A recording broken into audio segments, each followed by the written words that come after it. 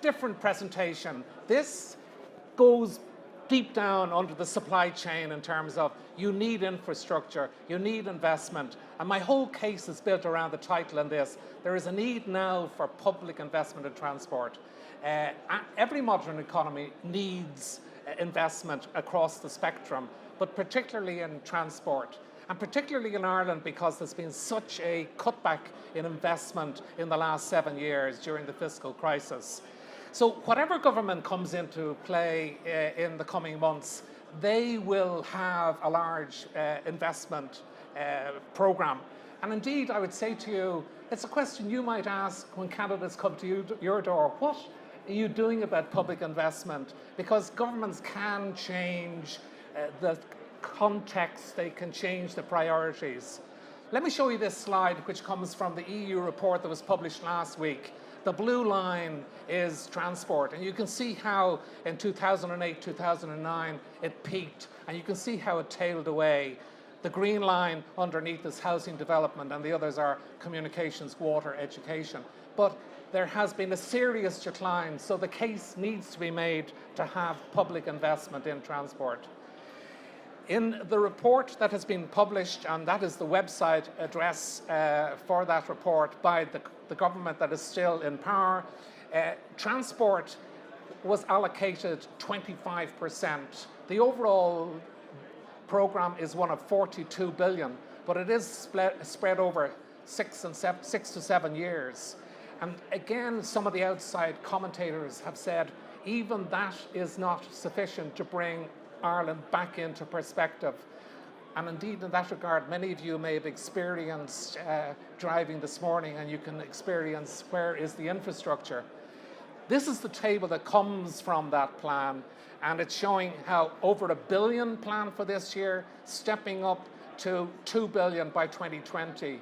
We'll have had many changes of government at that stage, but the case still needs to be made, the need for public investment. And the big theme that I would like to get across to you, it isn't just a question of an allocation of funds for roads, for rail, for air. It is a question of having the allocation, but also having the arrangements, the instruments, the tools to ensure that when projects are put into perspective, that you have those instruments to ensure that you have the appraisal arrangements, you have the capacity in the construction industry, and one only has to read what's happening in the housing sector in that regard. But also there needs to be a speedy response to the planning system. So getting it right means having the allocation, but also ensuring you have the tools. Now let me, if you haven't seen this reference already, a very useful tool is the public spending code. Just Google, put in public spending code, and under the Department of Public Expenditure and Reform, a very useful set of instruments to show how you can appraise, how you can evaluate projects.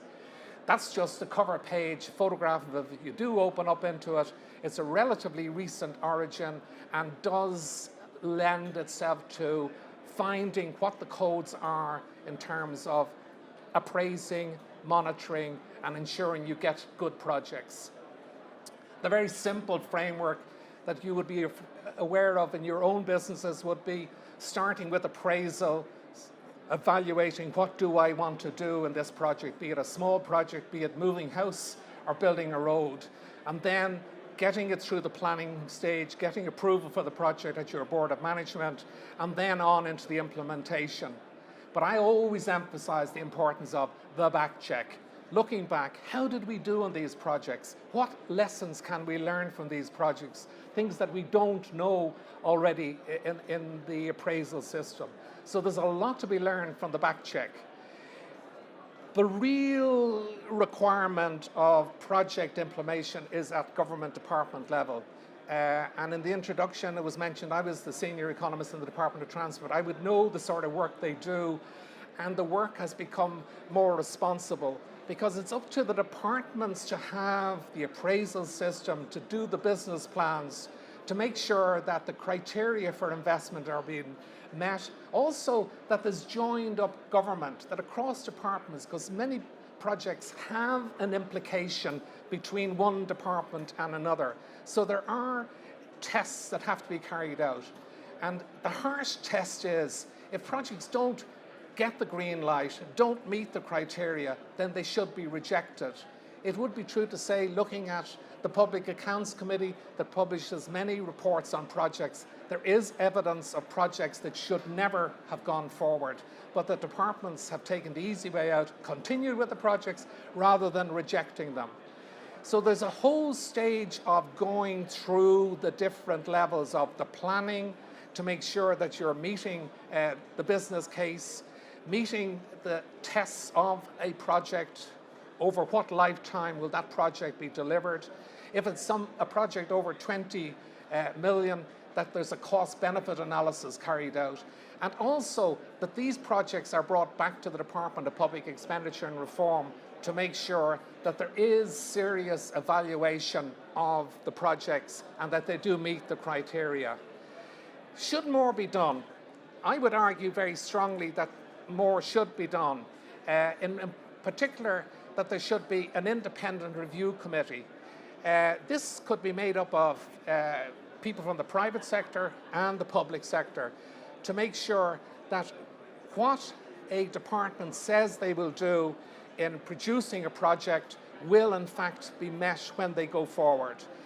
The second one is that I feel passionately about, and it's something I would refer across to the Institute of Transport and work that we do in terms of courses in the Institute of Transport, the importance of training officials, starting at the very base level of what do you need in a project, what do you need in terms of evaluating a project, looking at case studies of what projects have been undertaken and what the results are.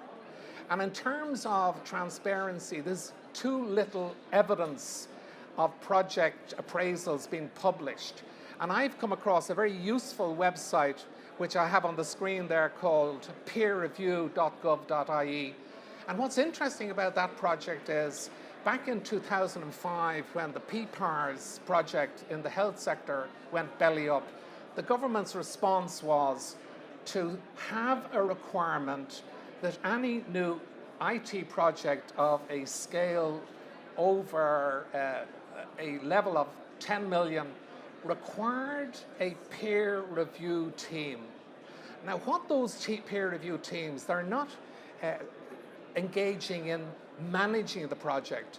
They are an advisory body that can give advice to the project manager. Now, of course, some project manager teams would resent the fact there's somebody looking over their shoulder who's carrying out a cross-check. But if you look at that website of peerreview.ie, you'll see a very useful set of templates of what is the checklist you need, starting right back at the business case, at the pre-tendering stage, at what's required at tendering, at what is evaluation, at the green light being given to a project, and at the different stages. Because the whole requirement on any project is the continuing monitoring, having the project manager ensuring that the criteria that have been set are being met. There is this old phrase that's used in the business that you want a project that is delivered on time, within budget, and there hasn't been scope creep. Scope creep being the business of going outside your time, as I almost are going outside my time. But lessons to be learned, that's my last point, and it's a reiteration really of the whole theme of this short presentation. The need to look back, that you need to look back at other projects, and there may be projects that went badly wrong, but it's the projects that went badly wrong you may learn the best lessons on. But you need to do that so that you can actually ask the question, where will I start investing? Thank you.